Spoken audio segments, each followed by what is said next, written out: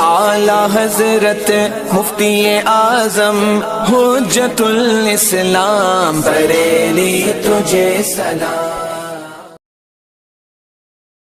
السلام علیکم ورحمۃ اللہ وبرکاتہ۔ جامعہ رضویہ منظر اسلام کے آن لائن سبق میں آپ کا خیر مقدم ہے۔ نئے تعلیمی سال کا آغاز آج 20 شوال المکرم 1442 ہجری مطابق 2 جون 2021 بروز بدھ کو ہوتا ہے۔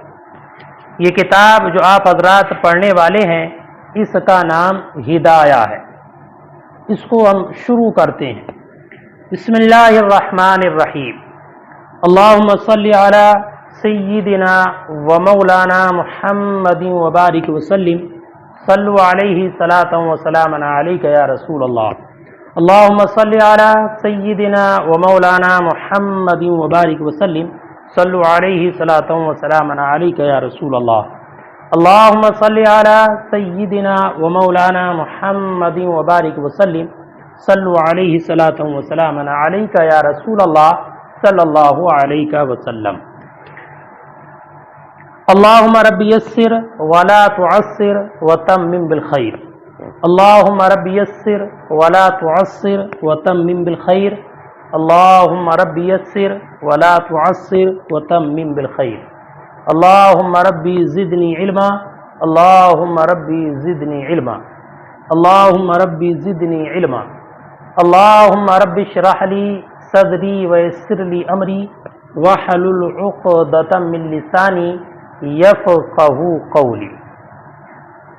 عزیز طلبہ منظر اسلام، یہ کتاب علم فقہ کی کتاب ہے اور اس کا نام ہدایہ ہے۔ فن فقہ کو شروع کرنے سے پہلے چند چیزوں کا سمجھنا بہت ہی لازم و ضروری ہے، اور وہ یہ ہے فقہ کی تعریف، فقہ کی غرض و غایت، فقہ کا موضوع، ما به الاستمداد، حکم اور تدوین فقہ، اور 7ویں چیز ہے مصنف کے مختصر حالات۔ فقہ کی 2 تعریفیں ہیں، ایک تعریف لغوی اور دوسری تعریف اصطلاحی۔ لغوی تعریف کا حاصل یہ ہے کہ فقہ یہ مصدر ہے اور باب سمعہ اور کرومہ سے آتا ہے۔ سمعہ سے معنی ہے کسی چیز کا جاننا اور سمجھنا، کسی چیز کو کھولنا اور واضح کر دینا، اور کرومہ سے اس کا معنی ہے فقیہ ہونا، علم میں غالب ہونا۔ فقہ اگر کاف کے کسرہ کے ساتھ پڑھا جائے تو اس کا معنی ہے جاننا، اور اگر قاف کے فتح کے ساتھ پڑھا جائے اس کا معنی ہے سمجھانا، دوسرے کو سمجھانا، اور اگر قاف کے ضمہ کے ساتھ پڑھا جائے تو اس کا معنی ہوتا ہے فقہ میں کمال پیدا کرنا اور مہارت حاصل کرنا۔ فقیہ اس عالم کو کہتے ہیں جو شریعت کے احکام کو واضح کر دے۔ اور فقہ کی اصطلاحی تعریف یہ ہے کہ فقہ احکام شرعیہ فرعیہ کے اس علم کو کہتے ہیں جو علم احکام کے ادلہ تفصیلیہ سے حاصل ہوتا ہے۔ جن احکام کا تعلق عمل سے ہوتا ہے ان کو احکام فرعی کہتے ہیں، اور جن کا تعلق اعتقاد سے ہوتا ہے ان کو احکام اصلی کہتے ہیں۔ حضرت امام اعظم رضی اللہ تعالیٰ عنہ نے فرمایا حلال و حرام، جائز و ناجائز کو جاننے کا نام فقہ ہے، اور حضرت صوفیہ کرام کے نزدیک علم اور عمل کے مجموعے کا نام فقہ ہے۔ دوسری چیز غرض و غایت۔ غرض اس ارادے کو کہتے ہیں کہ جس کے لیے کوئی فعل کیا جائے، اور غایت وہ نتیجہ ہوتا ہے جو اس پر مرتب ہوتا ہے۔ مثلا ہم نے کوئی چیز خریدنی ہے، اس کو خریدنے کے لیے بازار جانا ہے، تو یہ بازار جانا یہ غرض ہے، اور اس چیز کا خرید لینا یہ غایت ہے، غایت۔ فقہ کی غرض و غایت سعادت دارین حاصل کرنا، سعادت دارین سے حاصل کرنا اور بامراد ہونا دنیا و آخرت میں۔ دنیا کی کامیابی تو یہ ہے کہ فقہ سے احکام شرعہ کا علم ہو اور اس کے اعتبار سے ان پر عمل کیا جائے، منہیات سے اجتناب کیا جائے، اور آخرت کی کامیابی یہ ہے کہ انسان ان تمام احکام پر عمل کر کے جنت میں داخل ہو جائے۔ تیسری چیز فقہ کا موضوع ہے، فقہ کا موضوع افعال مکلفین ہے، افعال مکلف۔ اور یہ بات یاد رکھنا کہ کوئی بھی موضوع مطلق نہیں ہوتا، بلکہ اس کے ساتھ کوئی نہ کوئی قید ہوتی ہے۔ مثال کے طور پر نحو کا موضوع کلمہ و کلام ہے، لیکن من حیث الاعراب والبنا، اس قید کے ساتھ یہ مقید ہے۔ ایسے ہی علم طب کا موضوع انسان کا بدن ہے، لیکن صحت و مرض کی حیثیت سے، یہ اس کی قید کے ساتھ مقید ہے۔ اور علم صرف کا موضوع کلمہ ہے، لیکن تصریف کی قید کے ساتھ مقید ہے۔ ایسے ہی علم فقہ کا موضوع افعال مکلف ہے، لیکن حلال و حرام کی قید کے ساتھ۔ چوتھی چیز ما بہ استمداد ہے، یعنی وہ چیز کہ جس سے فقہ میں مدد طلب کی جاتی ہے۔ تو وہ چیزیں کہ جن کے ذریعے علم فقہ میں مدد حاصل ہوتی ہے وہ چار ہیں۔ نمبر 1 کتاب اللہ، نمبر 2 سنت رسول، اور تیسری اجماع، اور چوتھا ہے قیاس۔ یہی وجہ ہے کہ یہ ما بہ استمداد ہیں، ان سے فقہ میں مدد طلب کی جاتی ہے۔ ان چاروں کو اصول فقہ کہا جاتا، اصول فقہ۔ پانچویں چیز فقہ کا حکم ہے، یعنی شریعت میں علم فقہ کس حیثیت پر ہے۔ ضروریات دین کا سیکھنا تو فرض عین ہے، اور اس کے علاوہ چیزوں کا حاصل کرنا استحباب کے درجے میں۔ چھٹی چیز تدوین فقہ ہے۔ فقہ کی ابتدا تو نبی اکرم صلی اللہ علیہ وسلم کے زمانے مبارکہ میں ہی ہوئی۔ اللہ تعالی نے ارشاد فرمایا لیتفقہوا فی الدین، لیتفقہوا فی الدین۔ اور ایک حدیث میں نبی اکرم صلی اللہ علیہ وسلم نے ارشاد فرمایا من یرید اللہ بہ خیرا یفقہہ فی الدین۔ صحابہ اکرام نبی اکرم صلی اللہ علیہ وسلم سے دین حاصل کرتے تھے، اور بہت سارے صحابہ اس میں ممتاز حیثیت کے حامل تھے، لیکن آپ کے زمانے اقدس میں احکام کی یہ قسمیں پیدا نہیں ہوئی تھی۔ نبی اکرم صلی اللہ علیہ وسلم صحابہ اکرام کے سامنے کوئی بھی فعل کو کرتے، مگر یہ نہ بتاتے تھے کہ یہ فعل اس میں یہ رکن ہے یا فرض ہے یا یہ سنت ہے یا یہ مستحب ہے، بلکہ صحابہ اکرام نبی اکرم صلی اللہ علیہ وسلم کو دیکھتے کہ آپ نے اس فعل کو اس طریقے سے کیا، مثلا وضو کیا تو آپ نے کبھی ایک مرتبہ اعضاء کو دھویا، کبھی دو مرتبہ، کبھی تین مرتبہ، اس سے زیادہ نہیں کیا۔ اس سے ایک اندازہ تو ہو گیا کہ کم سے کم ایک بار دھونا یہ لازم و ضروری ہے۔ اسی طریقے سے حضرت عثمان اور حضرت علی رضی اللہ تعالی عنہما نے حضور صلی اللہ علیہ وسلم کے وضو کی کیفیت کی تعلیم دی، اور ان حضرات نے بھی کچھ تفسیر نہ کی۔ نماز کا بھی اس وقت میں یہی حال تھا، صحابہ اکرام فرض، واجب، سنت اور مستحب کی تحقیق نہیں کرتے تھے۔ جس طرح نبی اکرم صلی اللہ علیہ وسلم کو نماز پڑھتے دیکھا، خود بھی پڑھ لیا کرتے تھے۔ اللہ کے رسول کا ارشاد ہے صلو کما رأیتمونی اصلی۔ اس وقت کے حالات کے اعتبار سے یہی سادگی مناسب تھی۔ ان لوگوں نے حضور صلی اللہ علیہ وسلم سے ان چیزوں کی زیادہ تحقیق نہیں کی، کیونکہ ان کو تو حضور کی ہر ادا پر مرنے مٹنے میں ہی لطف آتا تھا۔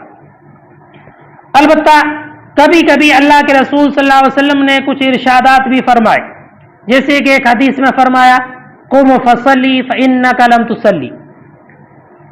بہرحال نبی اکرم صلی اللہ علیہ وسلم کے زمانے میں آکام کی یہ تمام اقسام نہیں تھی۔ آپ کی وفات ظاہری کے بعد فتوحات اسلامیہ کی کثرت ہوئی، اسلام کا دائرہ وسیع ہوا، واقعات کثیر تعداد میں پیش آئے، اور اس کثیر تعداد میں پیش آئے اجتہاد و استنباط کی ضرورت پڑی، اور اجمالی احکام کو تفصیل سے جاننا ضروری معلوم ہونے لگا۔ مثال کے طور پر کسی نے غلطی سے نماز میں کسی عمل کو ترک کر دیا، اب سوال پیدا ہوا کہ نماز ہوئی یا نہ ہوئی۔ پھر یہ ممکن نہ تھا کہ تمام اعمال کو فرض قرار دیا جاتا، اسی طرح یہ بھی غلط ہوتا کہ سب کو مستحب قرار دیا جاتا، کہ اس کے ترک سے کوئی مضرت ہی نہ ہو، اس لیے کہ بعض مواقع پر نبی اکرم صلی اللہ علیہ وسلم سے سجدہ سہو بھی منقول ہے۔ اس لیے اس تحقیق کی ضرورت پیش آئی کہ نماز میں کتنے امور فرض ہیں اور کتنے واجب، کتنے امور مسنون ہیں اور کتنے مستحب۔ بس اس امتیاز کے لیے جو معیار قرار دیا جاتا، جو اصول مقرر کیے جاتے، ان اصول میں تمام کا متفق ہونا بھی مشکل تھا، اس لیے کہ اسلامی فتوحات کی کثرت کی بنیاد پر، جہاد اور تبلیغی تعلیمی مسالے کی بنا پر صحابہ اکرام تمام اطراف و بلاد میں منتشر تھے، پھر سب کے طرق و استنباط میں بھی یکسانیت نہیں ہو سکتی تھی، اس وجہ سے مسائل میں اختلاف ہونا بھی لازمی تھا۔ بہت سے ایسے واقعات بھی پیش آئے کہ جن کے نظائر عہد مبارک میں موجود تھے، صحابہ کو ان صورتوں میں استنباط اور تفریع کرنے میں کوئی دشواری پیش نہیں آتی تھی، اور صحابہ اکرام نے بہت سارے احکام کو اسی وقت میں جمع کر دیا تھا، اس لیے ضرورت پیش آئی احکام کو جمع کرنے کی اور علم فقہ کو تدوین دینے کی۔ علم فقہ کی تدوین میں سب سے اہم کردار ادا کیا امام اعظم رضی اللہ تعالیٰ عنہ نے، اور چونکہ آپ نے علم فقہ کی تدوین کا ارادہ کیا تھا اور یہ نہایت وسیع و عریض کام تھا اور عظیم ذمہ داری تھی، آپ چاہتے تھے کہ یہ شریعت مکمل اور دائمی ہے، اس کی روشنی میں جو کام ہو وہ بھی مکمل اور ہمیشہ کی ضروریات پر حاوی ہو، اس لیے اتنے اہم کام کو آپ نے اپنی ذاتی معلومات پر منحصر کرنا نہیں چاہا، بلکہ اپنے نامور شاگردوں میں سے جو حضرات ماہر فن اور صاحب کمال تھے ان کو منتخب کیا۔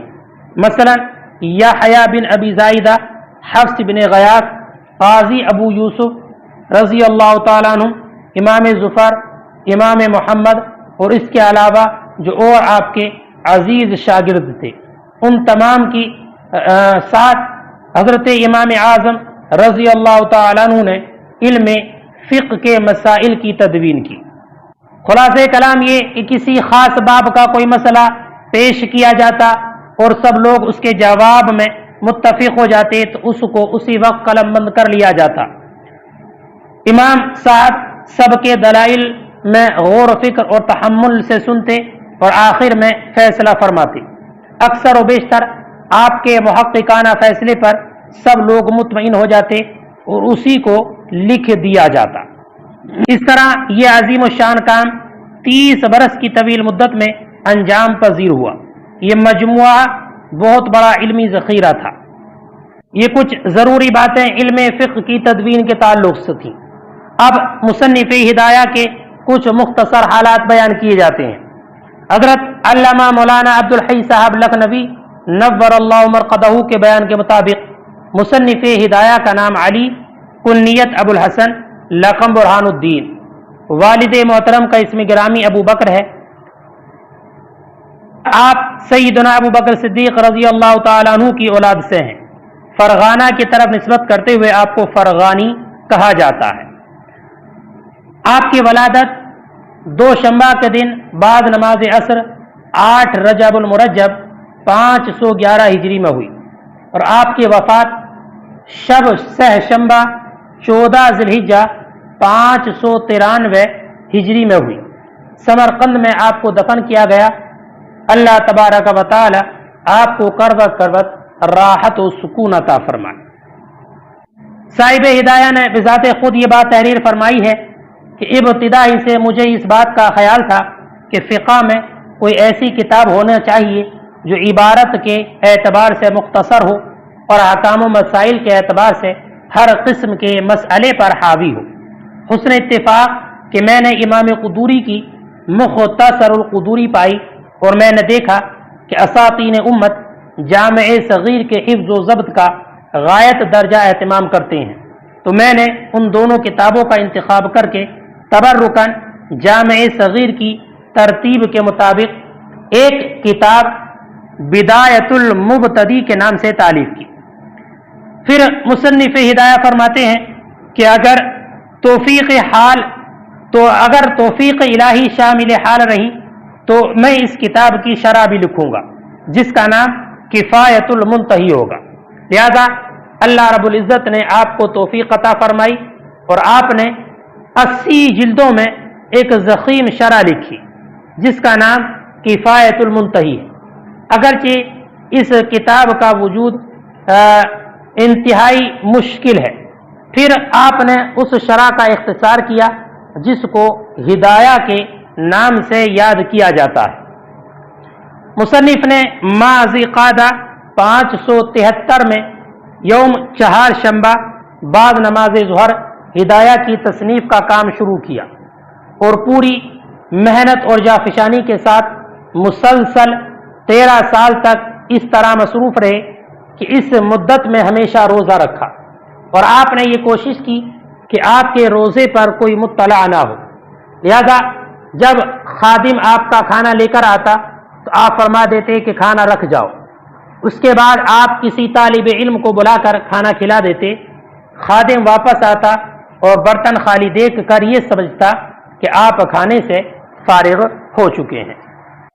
امام صاحب ہدایہ کا یہ معمول تھا کہ آپ درس کا آغاز بدھ کے دن سے فرماتے تھے، اور آج ہماری اس درس کی ابتدا بھی ماشاءاللہ بدھ کے دن سے ہی ہو رہی ہے۔ اب کتاب ہدایہ میں امام صاحب ہدایہ کی کچھ خصوصیات کو آپ کے سامنے بیان کرتے ہیں جس سے کتاب کو سمجھنے میں آسانی رہے۔ پہلی یہ کہ امام صاحب ہدایہ جب قال رضی اللہ عنہ کہتے ہیں تو اس سے خود ان کی ذات مراد ہوتی ہے۔ شیخ عبدالحق محدث دہلوی نے یہی لکھا ہے، لیکن ابو سعود نے فرمایا کہ صاحب ہدایہ جب اپنی ذات مراد لیتے ہیں تو کہتے ہیں قال العبد الضعیف عفی اللہ عنہ، مگر آپ کے بعض شاگردوں نے اس عبارت کو قال رضی اللہ عنہ کے ساتھ بدل دیا ہے، یعنی جب اپنی ذات مراد لیتے ہیں تو قال العبد الضعیف کہتے ہیں۔ صاحب ہدایہ اپنی ذات کو متکلم کے صیغے کے ساتھ ذکر نہیں فرماتے تاکہ انانیت کے شبے سے بچا جا سکے۔ صاحب ہدایہ کی ایک عادت یہ بھی ہے کہ جو مذہب ان کے نزدیک مختار ہوتا ہے اس کی دلیل مؤخر کرتے ہیں تاکہ یہ دلیل سابقہ دلیلوں کا جواب ہو جائے، اگرچہ اقوال نقل کرتے وقت قوی دلیل کو مقدم کرتے ہیں۔ امام صاحب ہدایہ اپنی کتاب میں جب قال مشائخنا کہتے ہیں تو اس سے مراد علماء ماوراء النہر ہوتے ہیں، یعنی بخارا اور سمرقند کے علماء مراد ہوتے ہیں، اور جب فی دیارنا کہتے ہیں تو اس سے مراد ماوراء النہر کے شہر ہوتے ہیں۔ اور ایک عادت آپ کی یہ بھی ہے کہ جب کتاب میں کوئی آیت ماقبل میں گزر چکی ہو تو اس کو تعبیر کرنے کے لیے آپ بما تلونا فرماتے ہیں، اور سابق میں دلیل عقلی کی طرف اشارہ کرنے کے لیے بما ذکرنا یا ما بینا کہتے ہیں، اور حدیث سابق کی طرف اشارہ کرنے کے لیے بما روینا فرماتے ہیں۔ اور امام صاحب ہدایہ جب لفظ الاصل ذکر کرتے ہیں تو اس سے ان کی مراد امام ابو عبداللہ محمد بن الحسن الشیبانی کی کتاب مبسوط ہوتی ہے، اور جب لفظ المختصر سے ذکر کرتے ہیں تو اس سے مراد مختصر القدوری ہوتی ہے، اور جب لفظ الکتاب سے ذکر کرتے ہیں تو اس سے مراد جامع صغیر ہوتی ہے۔ مصنف ہدایہ کتاب میں آپ کی عادت یہ ہے کہ باب کے شروع میں قدوری کے مسائل ذکر کرتے ہیں اور باب کے آخر میں جامع صغیر کے مسائل کو ذکر کرتے ہیں۔ اگر قدوری کی عبارت اور جامع صغیر کی عبارت میں کچھ اختلاف ہوتا ہے تو وفی الجامع صغیر کہہ کر آپ اس کی صراحت فرما دیتے ہیں، اور صاحب ہدایہ لفظ قالو اگر استعمال کرتے ہیں تو اس بات کی علامت ہے کہ اس مسئلے میں علماء کا اختلاف ہے۔ امام صاحب ہدایہ کے تعلق سے اور علم فقہ کے تعلق سے کچھ ضروری باتیں تھیں جو آپ حضرات کے سامنے بیان کر دیں، آپ ان کو اچھے سے سمجھ لیں اور ان کو قاعدے سے یاد کرنے کی کوشش کریں۔ السلام علیکم ورحمۃ اللہ۔